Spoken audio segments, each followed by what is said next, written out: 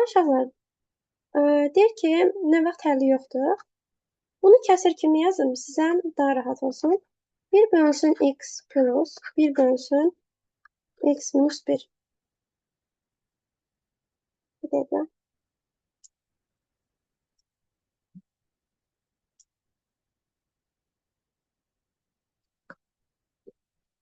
Deməli, uşaqlar, burada nə vaxt mənası olmur kəsirin? Məxrəc sıfıra bərabər olarsa. Deməli, birinci kəsirdə x sıfır olarsa və yaxud da ikinci kəsirdə x 1 olarsa, məxrəc sıfıra çevrilir. Və məxrəc sıfıra çevriləndə də kəsirin mənası yoxdur. Mən bu iki dəfə dalbadal bölmə deyildi. Xeyr, zəncirvari bölməni deyirsənsə, o deyil. Senin o elə olması üçün mötərizə olmalıdır. Onda müəllimə bunu plus kimi götürürük həmişə. Bəli, bunlar ikisi ayrı-ayrı kəsirlərdir.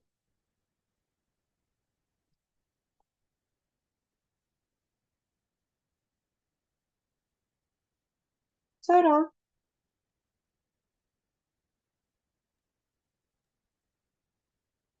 18, 12, 18. 24.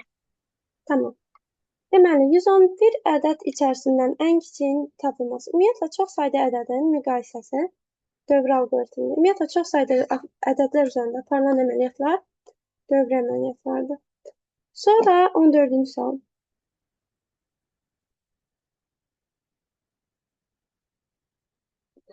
Verilənlərin qiymətini, təsvir formasını və ya yer dəyişməsini dəyişən əməliyyatlar və ya əməliyyatlar qrupu hər hansı əməliyyatların icra edildiyi blok hesab bloku, yəni proses blokudur. Bu da düzbucaqlı formasında əks olunur. Sonra 18-ci sual qeyd etmisiniz.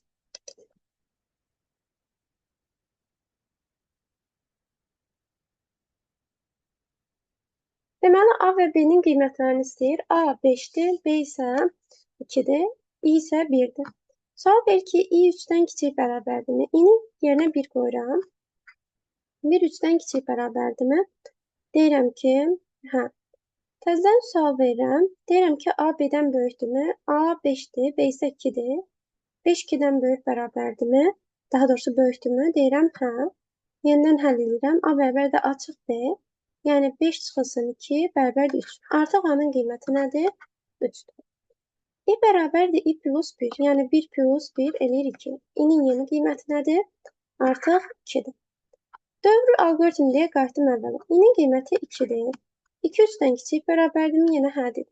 Yerinə qoyuram. A B-dən böyükdürmü? A 3-dür. B isə 2-dir. 3 2-dən böyükdürmü? Dedim, hə. O zaman A-dan B-ni 3-dən 2-ni çıxdım, qaldı 1. Yəni A-nın qiyməti nədir? 1-dir.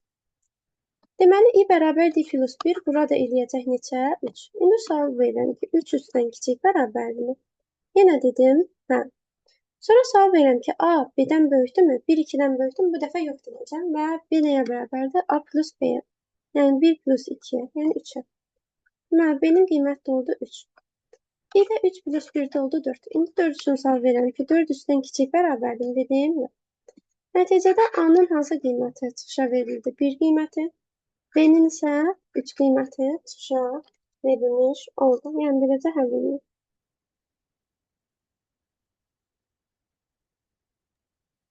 Iyirmi dördə baxa bilərik. 20. Sonra 20-ci sual. Deyək ki, A3, B27 olduqda aşağıdakı alqoritmin həllindən sonra Y çıx, X fərqini tapın. Deməli, budaqlanan alqoritmdir və sağa baxıram. Öncə şərtləri yoxlayıram. B A kubuna bərabərdir. 27 3-ün kubuna bərabərdir. Bəli. Ona görə də bu nədir? Düzdür. Yəni, birinci şərt düzdür. O zaman Y nəyə bərabər olacaq? A vur B-yə bərabər olacaq. Yəni 81. İndi gəldik Y üçün şərtlərə baxaq. Y 4-cü dərəcədən B-yə bərabərdir. Y özü nədir? 81-dir. B isə nədir? 27-dir. Düzdürmü? Xeyr, səhvdir. Ondan sonra Y 3 B-yə bərabərdir. Y özü 81-dir. B isə 27-dir. 3 vursun 27, 81 eləyirmi də? Mən bu şərt ödəndi. Ona görə də hansı düstur icra ediləcək? X bərabər də plus B düstur icra ediləcək. 3'ün üstünə də 27 gəlsəm eləyir 30. Beləliklə y və x-i tapdım. Məndən də sualın şərtində y çıx x fərqini istəyir. Y çıx x fərqi də nəyə bərabərdir? 51-ə bərabərdir. Deməli, 20-ci sualda bu qaydada həll olunur. Sonra 24-cü suala baxıram. O birinci şərt düz idi. Onun istifadə eləmədik birinci şərti. Hansı şərt? B bərabər də A kubu. Düz idi də. Elə o düstura görə y-i tapdıq bu da. 81. Sonra aşağıdakı misal həll elədik. 2 ayrı misal. Hə, başa düşdüm. Sonra 24-cü sual. Yer dəyişmə alqoritmi. Uşaqlar, bu tipli suallar necə həll olunur? Yer dəyişmənin mənasını öncə başa düşmək lazımdır. Məsələn, A və B. Yer dəyişməsi nə demək? Məsələn, A-ya 5 qiyməti mənimsədilib, B-yə 3 qiyməti mənimsədilib. Yer dəyişmə odur ki, A-nın qiyməti dəyişsin 3 olsun, B-nin qiyməti dəyişsin 5 olsun. Yəni, yer dəyişmə biz buna deyirik. İndi görək hansı proses bizə bu nəticəni verir, yoxlayırıq variantları. Məsələn, B bəndən baxaq. C, A plus B-yə bərabərdir. Qoyduğum qiymətlərlə yoxlayıram, 8 eləyir. A, C çıx B-yə bərabərdir. Yəni, 8 çıxılsın 3, 5 eləyir. B isə C çıx A-ya bərabərdir. Yəni, C neçədir? 8-də 8-dən 5 çıxanda 3. A-nın qiyməti 5 olaraq, B-nin qiyməti 3 olaraq qaldı. Yəni, yer dəyişmə baş vermədi. Keçirəm C bəndinə. C bərabər A plus B, yəni 8. A bərabərdir C çıx A. Yəni, C 8-dir, A isə 5. 8-dən 5 çıxsan 3 edir. B isə bərabərdir C çıx D. C neçədir? 8. 8-dən də B-ni 3-ü çıxsan nə qalır? 5. Beləliklə, mən A-nı 3, B-ni isə 5 aldım. Məqsədimə çatdımmı? Çatdım. Həqiqətən də qiymətlər neynədir? Yerini dəyişmiş oldu. Deməli, doğru cavab nə imiş? C bəndiymiş. Yəni, yer dəyişmə deyəndə, baxın bu cür, başa düşülür. Sonra 20-30 arası. Başqa sual varmı? Müəllim, demək 24-də biz yəni istədiyimiz rəqəmləri qoya bilərik də. Bəli, İlahi, sən nə ürəyin istəyirsə o rəqəmləri qoya bilərsən. Başa düşdüm mən. Sağ olun. Sən də sağ ol. Amma 30 deyir. Görək 30 nədir? Başa sağ ol. Deməli, baxlar. Tək ədədlərin hasilinin hesablanması üçün blok sxem quranda sualın əvəzinə hansı düstur yazılmalıdır? Tək ədədlər hansı tək ədədlərdir? 1-dən 19-a qədər tək ədədlərdir. Deməli, K 1, P 1, N isə mənfi 1-dir. Şərtimiz də nədir? N kiçikdir 9-dur. Bu şərt ödəndiyi müddətcə düstur icra edilir. Niyə məhz N çıx 19 şərti qoyulur?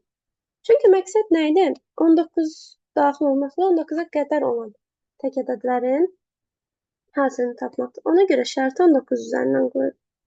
Və şərt ödənərsə aşağıdakı düsturlar icra edilir. N bərabərdir N plus 2. Niyə məhz N-in üzərinə 2 gəlmir? Çünki N burada ədədləri göstərir və ədədlər də tək ədədlərdir və tək ədədlər bir-birindən 2 vahid fərqlənir. Ona görə də hər dəfə növbəti tək ədədi tapmaq üçün üzərinə nə əlavə etmək lazımdır? 2. Yəni, həqiqətən də bax, 1-dən sonraki tək ədəd nədir? 1 plus 2, 3.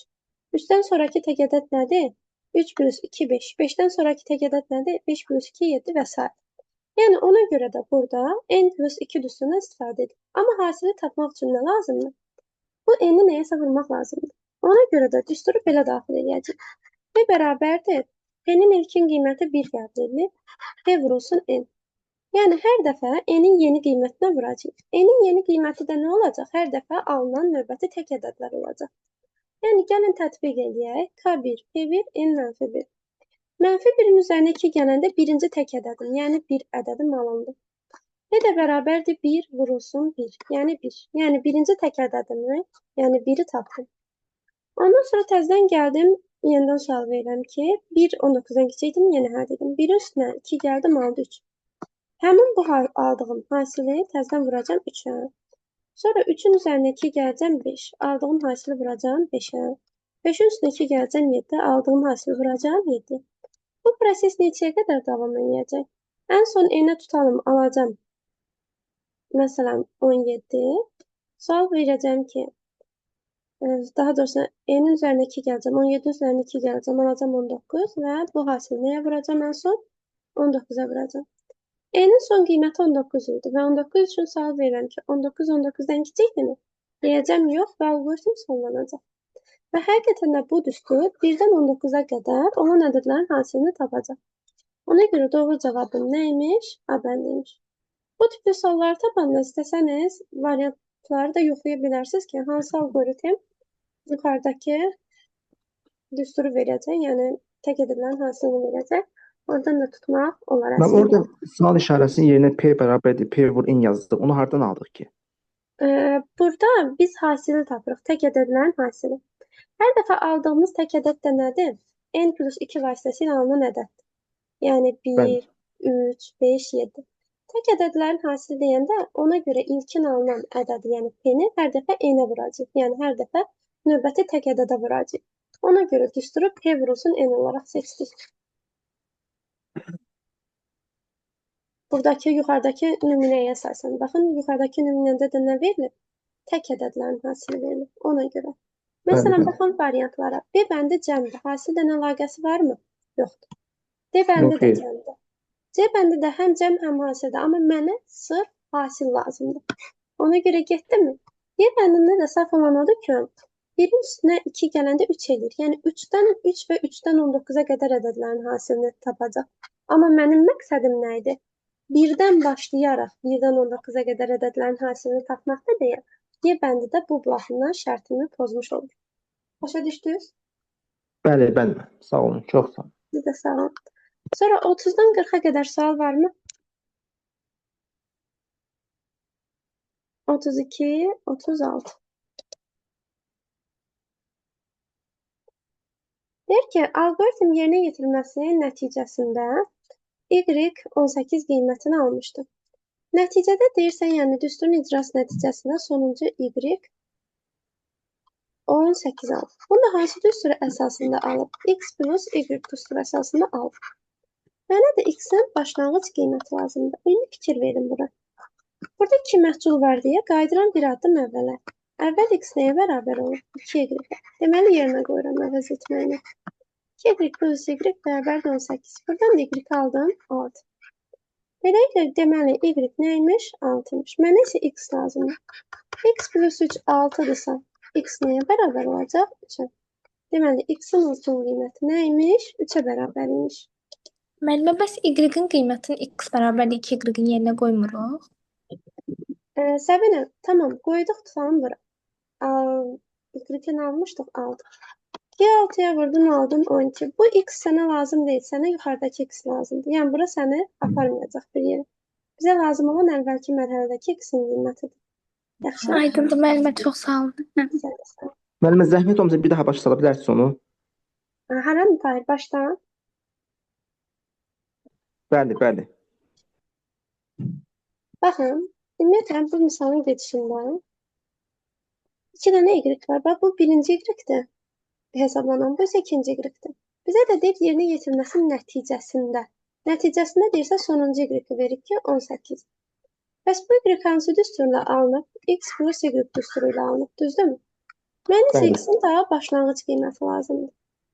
Burada da 2 dənə məhcul var. Buradan nəsə əldə eləmirəm, ona görə qalxıram bir addım yuxarı. Baxıram ki, X nəyə bərabərdir? 2Y-ə. Gətirib yerinə yazıram 2Y. Üzərinə gəlsin Y bərabərdir 18. 3Y 18-ə bərabərsə Y nədir? 6. Dedik ki, misalda 2Y var. Sonuncu Y 18-dir. Deməli, birinci Y-də nəyə bərabər oldu? 6-ya. Onda X nəyə bərabər olar? 3-ə, hə, başa düşdüm. Sonra 31 demişsiniz. Deyir ki, təkrarların sayını tapın. Təkrarların sayı bu tip misallarda necə tapılır? Hər bir kəmiyyət üçün ayrı-ayrı təkrar sayını tapırıq. Məsələn, Y 2-dən 3-ə qədər 2 və 3. 2 dənə qiymət alır. Sonra yod 3-dən 5-ə qədər 3, 4, 5. 3 dənə qiymət alır. K isə 1-dən 2-yə qədər 2 dənə qiymət alır. Ümumi təkrar sayını tapanda isə bunların hasili tapılır. 2, vur 3, vur 2. Bu da nəyə bərabər olacaq? 12-yə bərabər olacaq.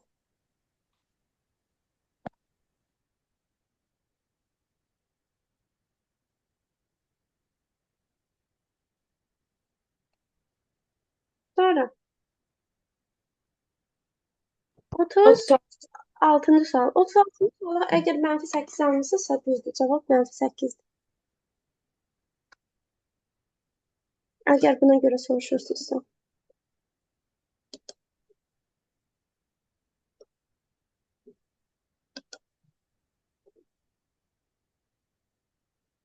Sonra 33.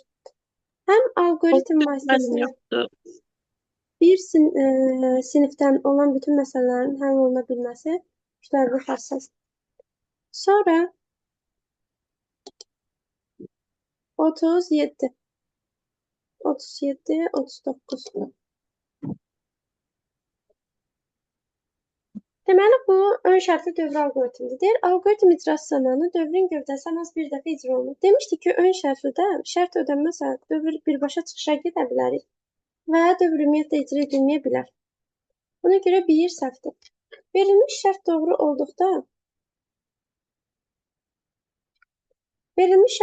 olduqda dövrün gövdəsi icra olunacaq. Şərt doğru olmasa hə deməkdir və hə deyəndə də həqiqətən dövrün gövdəsi icra olunacaq. Ön şərtli dövr alqoritmini bəli. Dövr alqoritmi budaqlanan deyil. Ona görə 4 səhvdir. Alqoritmdə nəticəvi xassəsi heç vaxt ödənməyəcək səhvdir. Çünki mən şərt ödənməsə yox desəm, dövr sonlanacaq və nəticədə bu şəkildə alınacaq. Beləliklə, düz olanlar 2 və 3-dür. Sonra 39-cu suala baxaq. 39-da da 2 dənə cavab var. Həm A düzdür, həm də Y düzdür. 39-da.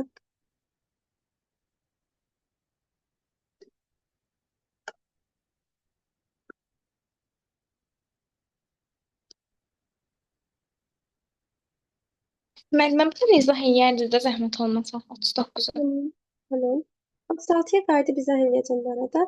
A, deyil, nəticəvi xassəsi ödənir. Yəni, bu sona çatmaq üçün A və C-yə hansı qiymətlər verilməlidir?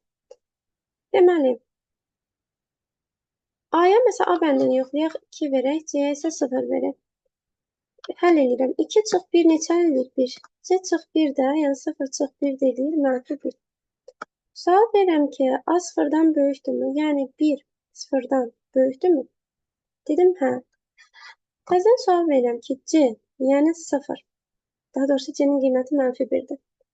-1 0-dan böyükdürmü? Nə deyəcəm? Yox deyəcəm. Və həqiqətən də sonlanacaq. Deməli, A bəndi düzdür. Həmçinin bu salda Y bəndi də düzdür.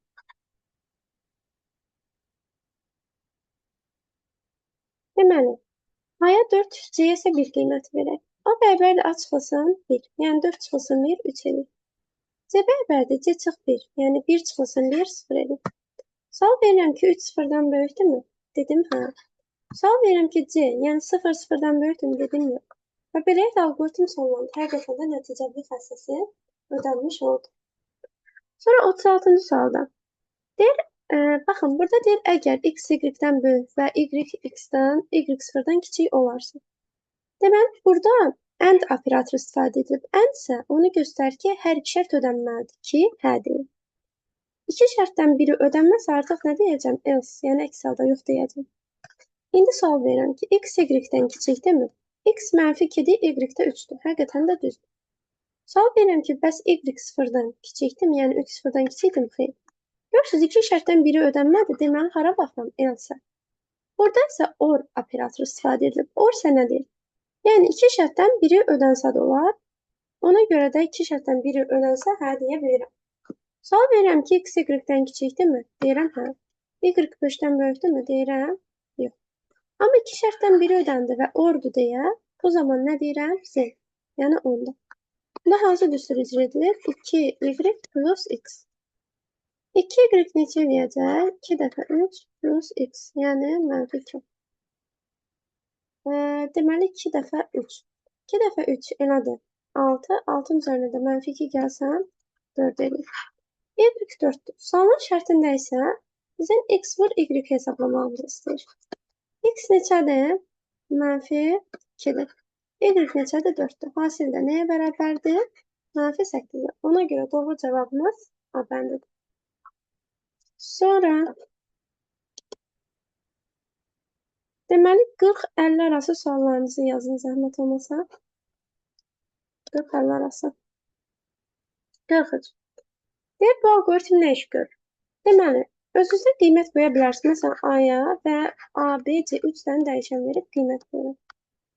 Məsələn, A-ya 5, B-yə 4, C-yə isə məsələn 2 qiymət verdim. Sual verirəm ki, A B-dən böyükdür. Yəni 5 4-dən böyükdürmü? Bəli. Bu zaman T nəyə bərabərdir? B-yə bərabərdir. Yəni 4-ə bərabərdir. Düzdürmü? Təzən şərt tələb olunur. Deyir, əgər T C-dən böyük olarsa, T neçədir? 4. C neçədir? 2. 4 2-dən böyükdürmü? Bəli. Bu zaman T nəyə bərabərdir? C-yə. Yəni 2-yə bərabərdir. Və nəticədə T-nin son qiyməti neçə alanda? 2 alınır.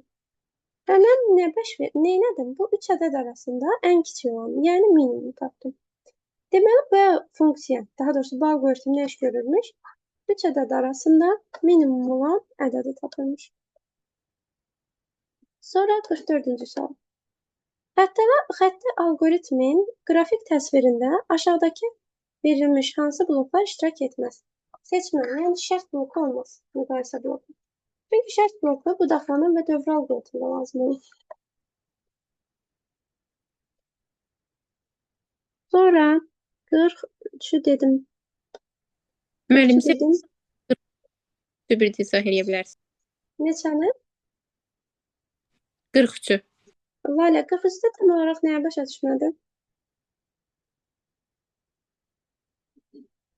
Hə, Lalə. Ümumi müəllim biraz çatmadı elə bil. Lalə, bu funksiyanın əgər şifahi olaraq nə iş gördüyünü görmürsənsə, özündən ədəd qoy. Bizə nəticə T ilə işarə edilib. Yəni, nəticə lazım deyil. Bizə şərtlərdə istifadə edilən ilkin dəyişənlər, yəni A, B, C lazımdır. Bu A, B, C-yə ədədlər verirəm ki, təxmini bilim ki, bunu funksiya nə iş görür. Məsələn, A-ya, B-yə, C-yə ədədlər verirəm. Lap istəyirsən ədədləri sən denəm, daha rahat olsun sənə. Nə qoyun məsələn? Fərqi yoxdur müəllim. Deyirəm, bir fərq yox. Nə bilim 15, 10. C-nə qoyun. 7. Yerinə qoyur hesab, icra edirəm alqoritmi. 15 B-yə də 10 qoydum. İndi Lalə, 15 ondan böyükdürmü? Bəli. Bəli deyirəmsə, bu əməliyyatlardan hansını icra edirəm? Ondanı hara baxmaq olmaz? Əks haldaya baxmaq. O zaman T nəyə bərabərdir? B-yə, yəni 10-a. Düzdürmü? Bəli. T-ni 10 aldı. İndi təzədən sual verir. Əgər T C-dən böyük olarsa, T neçə idi? 10. C neçədir Lalə? 7. Also, 17-dən böyükdürmü? Bəli. Bəli deyiriksə, onda hansı əməliyyatı icra edirik? Ondadan sonraki əməliyyatı, yəni T bərabər C-ni. T bərabər C deyir, yəni 7 deyir. Onda T-nin köhnə qiymətini sildim. Aldım T-ni 7. Nə baş verdi aylarla? 3 ədəd arasında ən kiçik olanı tapdı. Deməli, bu alqoritm 3 ədədin minimumunu tapır hər zaman. Başa düşdüm mən. Çox sağ ol. Sən də sən. Müəllimə bir dənə 44-ə baxa bilərik. Arxada cavab Y-dir. Mən C-də, Y-də fikirləşmişdim. Amma modifikasiya da olmaz. C də düzdür, Y də düzdür. Ha, tamam, çox sağ ol. Çünki modifikasiyada dövrə alqoritmlər. Bəli. Sonra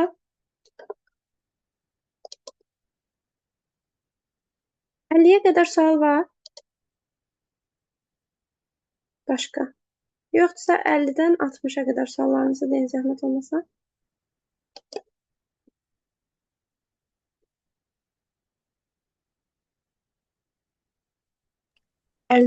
müəllim. 59. Deməli, Flowers mətni neçə dəfə çap olunar? Xaric edilir daha doğrusu. Yəni, bu blok neçə dəfə icra olunar deməkdir. Deməli, in-in başlanğıc qiyməti nədir? 2-dir. Daha doğrusu 0-dır. 0. Burada da bir üsuldan izah olmaz. Deməli, in-in qiyməti 0-dır. 0 ondan kiçikdir dedim, hə. O zaman flower sözü çap olunur və düstur icra edilir. 0-ın üstünə 2 gəldim 2. Hər dövrdə elə bir dəfə çıxışa verirəm. Sonra 2 ondan kiçikdir dedim, hə. Yenə çap elədim və in-in yeni qiymətini 4 aldım. Sonra 4 ondan kiçik bərabərdir dedim, hə. Yenə çap elədim, 6 aldım. 6 ondan kiçik bərabərdir, yenə hə dedim, yenə çap elədim, 8 aldım. 8 ondan kiçik bərabərdir, yenə hə dedim, çap elədim, 10 aldım. 10 ondan kiçik bərabərdir, yenə hə dedim və çap elədim, buranı da aldım 12. 12 ondan kiçik bərabərdir dedim, yox. Neçə dəfə çap elədim? 1, 2, 3, 4, 5, 6. Yəni ona görə cavab 6-dır. Əslində promoda tapa bilərdiniz. Y plus x plus 2, yəni bu dövr neçə dəfə icra edilsə, böyükdür 10 şərti ödəmə. Y'nin başlanğıc qiyməti 0-dır. X plus 2 böyükdür 10-dan, x də böyükdür 5-dən. 5-dən böyük ən yaxın ədəd də nədir? 6-dır. Yəni 6 dəfə dövr icra edilərsə, bu zaman 6 dəfə də çap prosesi baş verər. Sonra 60-cı sual deyəsən qeyd eləmişdiniz. 60 isə modifikasiyalı dövrə alqoritmidir. Modifikasiyalı dövrə alqoritmində i-nin qiymətləri əsasında həll edilir. Birinci yerdə duran qiymətə ilk qiymət, ikinci yerdə duran qiymətə son qiymət, üçüncü yerdə duran qiymətə isə addım deyilir. Deməli, i 3-dən başlayaraq 4 artır. 3, 7, 10. Onun üzərinə 4 gəlsə, 12-ni aşır, ona görə yazılır. İ'nin bu 3 dənə qiyməti üçün bu alqoritmi icra etməliyəm. Başlayaq. X bərabərdir, x plus x 0-dır, i isə birinci qiyməti nədir? 3-dür, yerinə qoydum. 0-ın üzərinə 3 Müəllimə gəldim. 11 olmur o, 10 olur yoxsa 11. 11 olur. 11 olur. Sonra 3. X-in qiyməti 3-dür, i-nin yeni qiyməti isə nədir? 7-dir. 3-ün üzərinə 7 gəldim, nə alındı? 10 oldu. 7 üçün də həll elədim, qaldı i-nin son qiyməti. X-in qiyməti 10-dur, i-nin son qiyməti isə 11-dir. Onun üzərinə də 11 gəldi. Neçə elədi? 21 elədi. Və beləliklə X-in 21 qiymətini tapdım. İndi bu dövrdən çıxa bilirəm artıq. Və aşağıdakı düstura gəlirəm. S bərabərdir B plus X. B 4-dür, X da 21 idi. Cəmdə neçə eləyəcək? 25-ə bərabər olacaq. Yəni, abəndə olacaq cavabımız. Sonra 60-dan 70-ə qədər suallarınızın nömrələrini deyin. Müəllim, Burada 60'da hə, addımlar 63 qaldı seçəcəm müəllim. indi. Addımlar 4-dür. Baxın, 3-cü yerdə duran addımdır. Yox, elə yox, mənim. Birinci də ilk qiymətidir, sonra 3 dənə olan hissəni. Və bu i bərabərdir 3, 12, 4. Və birinci yerdə duran qiymət həmişə ilk qiymətdir, yəni başlanğıc qiymətdir. İkinci yerdə duran son qiymətdir, üçüncü yerdə duransa hər zaman addımdır. Yəni 3-dən 12-yə qədər 4 artır demək.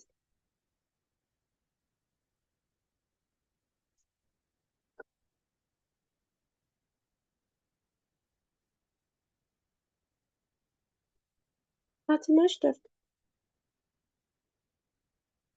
Burada. Heç nə həll eləyək. Çox uzundur müəllimə. Yox, uzun deyil. Belə yekə görünür sadəcə. A 4-dür, B 6-dır, C isə 8-dir. Sual verir ki, A B-dən böyükdürmü? Yəni 4 6-dan böyükdürmü vəfa? Nə deyirəm? Yox deyirəm. Ona görə yox tərəfə baxıram. Bu zaman max B plus 1-ə bərabərdir. B neçədir? 6. 6 plus 1 isə 7 edir. Sonra gəldim, sual verirəm. Max C-dən kiçikdir. Max 7-dir. C isə 8-dir. 7 8-dən kiçikdirmi? Dedim, hə. Yəni hər tərəfə baxıram. Max da nədir? Max plus 4-dür. Max-ən son 7 almışdım. Üstünə də 4 gəlmə neçə eləyir? Artıq 11 eləyir. İndi baxaq.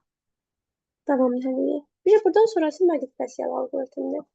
i bərabərdir, yazıq ki, max, yəni 11, 26, 4. Bu nə demək olacaq vəfa? Yəni i 11-dən 26-ya qədər qiymət alır. 4 artır. Yəni 11 artacaq. Ayşə 11, sonra neçə olacaq? 15. 15, 19, Aha. 23. Ayşə. 23-cü Dayanır üzərinə 4 burada. gəlsəm 26-nı aşır deyə dayanır. İndi bu 4 dənə qiymət üçün aşağıdakı bu düsturu icra etmək lazımdır. Düzdürmü? Bəli. İndi birinci düsturda i-nin yerinə nə qoyacağam? 11 qoyacağam. Razısanmı? Bəli. 11, Üzərinə gəlsin. X-in yerinə nə qoyuram? 0 verib 0 qoydum. Üz çıxılsın 10. Bura nə eləyir? 2-ni 11-ə vurdum 22. Onu da çıxanda nə qalır? 12. Düzdürmü? İndi X-in yeni qiyməti 12-dir və i-nin 11 qiyməti üçün alqoritm icra edilir. Keçirəm növbəti qiyməti nədir? 15. Deməli 2 vurulsun i, yəni 15. Üzərinə gəlsin x. X nədir? 12. Çıxılsın 10. İndi bu düsturu icra edin. 2 dəfə 15 30. 30-un üzərinə 12 gəldim 42. 42-dən də 10 çıxdı. Nə qaldı? 32. 15 üçün həll elədim. Keçirəm növbəti qiymətə. 19 üçün həll edirəm. 2 vurulsun 19. Üzərinə gəlsin 32. Çıxılsın 10. Burada neçə eləyəcək? 38-dən 32 70. 70-dən də 10 çıxsam 60 eləyir. Düzdürmü? 19 üçün həll elədim. Qaldı 23. 2 Bəli. vurulsun 23. Üzərinə gəlsin 60 çıxılsın 10. Burada nə eləyir? Vəfa 96. Deməli son qiymət nə 96 oldu? 96. 96. Başa düşdünüz? Ha, bəli, başa düşdüm. Çox sağ olun. Sağ ol. Sonra 60. 62 demişsiniz arada. Deməli A, B, C ədədləri verilmişdir. Alqoritm icrası nəticəsində C-nin qiymətini hesablayın. A 10-dur, B 10-dur, C isə 23. Sual verir ki, əgər A B-dən böyükdürsə, 10 ondan böyükdürmü? Keçirəm hara? Əks haldayım. Və təzədən sual verir. B A-dan böyükdürsə, B 10-dur, A isə 10-dur. Yəni 10 ondan böyükdürmü? Xeyr. Yenə də hara baxırıq? Əks halda, yəni else. O zaman else nəyə bərabərdir? 2C-yə. Yəni 2 vurulsun 23-ə. Bu da neçə eləyəcək? 46 eləyəcək. Sonra 69-cu sual.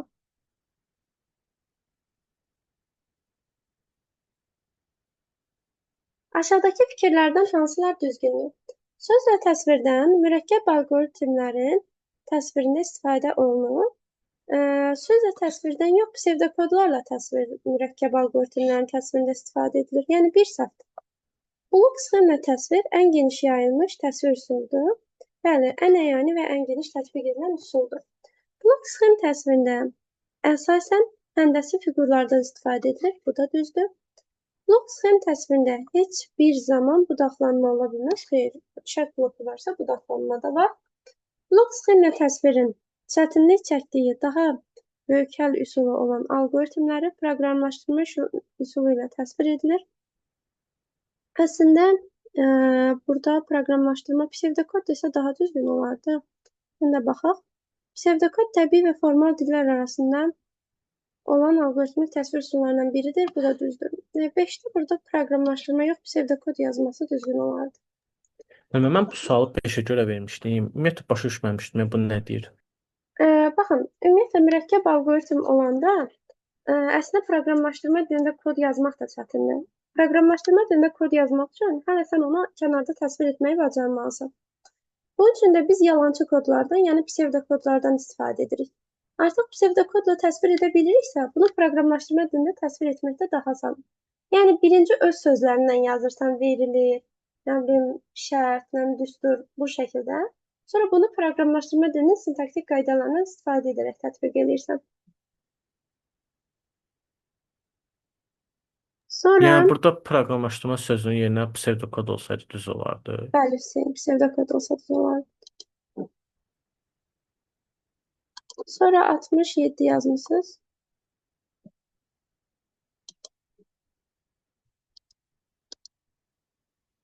Deməli, aşağıdakı məsələnin həlli üçün şərt bloku neçə dəfə istifadə edilir? Şərt blokun istifadə edilir suallarında ədəd oxu qaydası tətbiq edilir. Deməli, bir ədəd oxunda verilən şərtlər qeyd edirik. X sıfırdan böyükdür, yəni sıfır nöqtəsi qeyd edilir və sıfırdan müsbət sonsuzluğa. X sıfıra bərabərdir, yəni sıfır nöqtəsi qeyd edilir. X sıfırdan kiçikdir, yəni sıfırdan mənfi sonsuzluğa.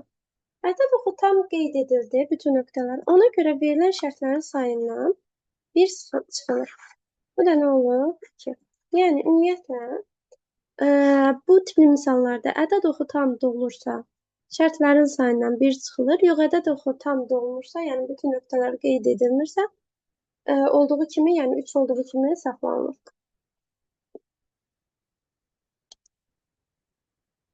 Sonra 71. Hüseyin 71'də deyir, hər bir alqoritm hansı hissədən təşkil olunur? Burada növünü demir. Yəni bu xəttidirmi, dövrüdürmü, budaqlanandır mı? Hər üçü üçün ortaq olan hissəni götürməliyik. Burada nə olacaq? Alqoritmin başlığı, bir də alqoritm gövdəsi. Hər üç növ üçün ortaq. Ona görə nə olacaq? 1 və 4 olacaq. Sonu olmur müəllim. Yəni əsas kimi bunları götürürük. Ay Hüseyin belə qayda olaraq da başa düşsün.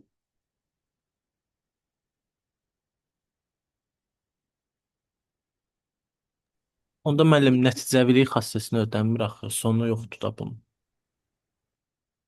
Nəticəvilik xassəsi baxımdan baxmırıq Hüseyin. Qayda olaraq, yəni hər bir alqoritmdə əsas hissə kimi başlıq və gövdə götürülür. Əslində alqoritmdə nəticəvilik xassəsi ödənməsə, onsuz da sonu olmur. Yəni bütün alqoritmlər qurulanda başlanğıc və gövdə mütləq qeyd edilir. Yəni burada xassəyə görə baxmayacağıq. Çox Sonra sağ olun. sən də sağ ol. 70-ə qədər sual var, 75-ə kimi. Yoxdur ki. Yoxdursa mən keçirəm qəbuldakı sualı izah eləməyə. Gələn dəfə bazar günə qədər fərqli tipləri siz yazacaqsınız. Deməli, o sualı mən uşaqlardan gördüyüm qədərilə biraz uzun yoldan yazmışdılar. Bizə də uzun yol lazım deyil, qısa yol lazımdır. Mən ona görə qısa yol öyrətməyə çalışacağım. Deməli,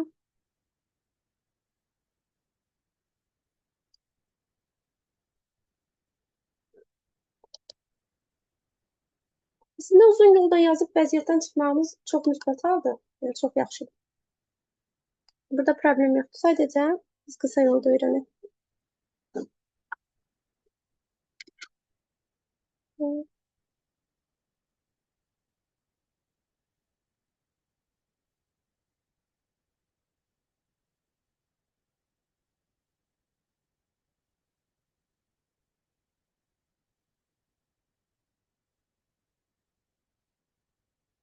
Deməli,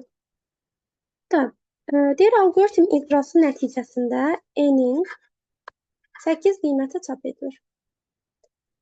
Deyir ki, n-in ilkin qiymətini müəyyən edin. Uşaqlar, bu dövr alqoritmidir. Bu tipli misallarda əsas odur ki, dövrün sayını tapaq və neçə dəfə düsturun icra edildiyini bilərək ilkin qiyməti tapaq. Dövrün sayını tapmaq üçün şərt blokuna baxırıq. Şərt blokunda hansı şərt verilir? A kiçikdir 45. Yəni bu o deməkdir ki, A 45-dən A-nın 45-dən kiçik qiymətlərində dövr icra edilir. Bəs dövrün icrası nə vaxt sonlanır? Yox cavabı aldıqda. Bəs bu şərtdən nə vaxt yox cavabı alarıq biz? Bu şərtin əksi olarsa. Yəni A kiçikdir 45-in əksi nədir? A böyük bərabərdir 45 olarsa. Yəni bu şərt ödənməz. Deməli, onda A-nın düsturu da nədir? Hesab düsturu. A bərabərdir A plus 3. İndi biz müəyyən etməliyik ki, A-nın üzərinə neçə dəfə 3 gəlmək lazımdır ki, deməli, böyük bərabərdir 45 şərti ödənilsin. Yəni, bilmirəm neçə dəfə x gəlmək lazımdır. Tələbələr bir-bir oturub hesablamışdı. Bir-bir hesablamağa ehtiyac yoxdur. Deməli, düsturu belə yaza bilərik. A plus neçə dəfə x gəlindi, 3 gəlindiyini bilmirəm.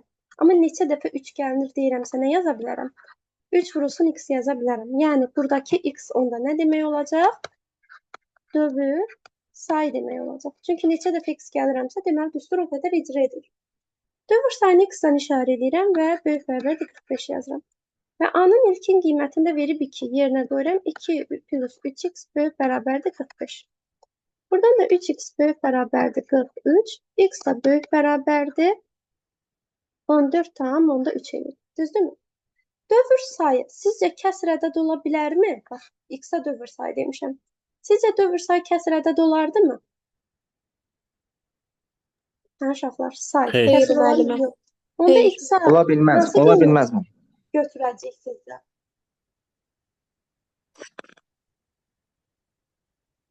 X şərtinə dəyən qiymət hansı olacaq? Bu şərtə deyil. Ən yaxın. 15.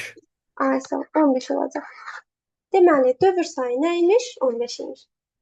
Bu deməkdir ki, bu n bərabərdir. N bərabərdir. N çıx 8 düstur neçə dəfə icra edilməlidir? 15 dəfə icra edilməlidir. Yenə tələbələr də 15 dəfə götürüb üstündən 8 çıxıb. Yəni buna da ehtiyac yox. Yəni hər dəfə 8 çıxa-çıxa yazın. Bunu da düstur halına gətirə bilər. Yəni neçə dəfə 8 çıxıldığını nə ilə işarə edə bilərik? X-la, yəni dövr sayı ilə işarə edə bilərik. Biz də X-i, yəni dövr sayını tapmışıq.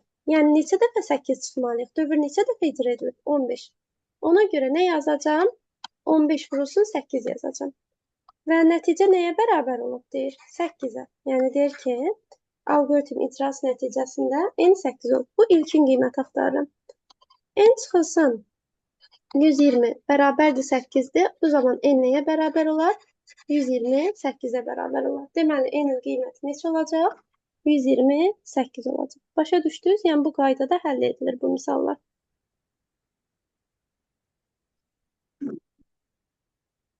Gələn dəfə deyəndə, yəni növbəti dərslərə bundan bağlı suallar atacağam inşallah. Oldu?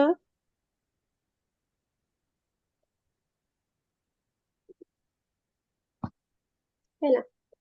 İndi uşaqlar, gələn dərsin ev tapşırığını da deyim, qeyd edin. Gələn dərsə proqram təminatını öyrənirsiniz, proqramların adını öyrənirsiniz və proqram təminatının testlərini axıra qədər işləyirsiniz. Oldu mu?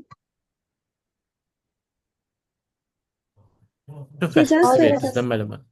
Hə, qısas 4-cü fəsildə və testini verirəm. Sağ olun. Sağ olun. Gecəniz xeyrə qalsın. Sağ olun. Şeylərə qarşı.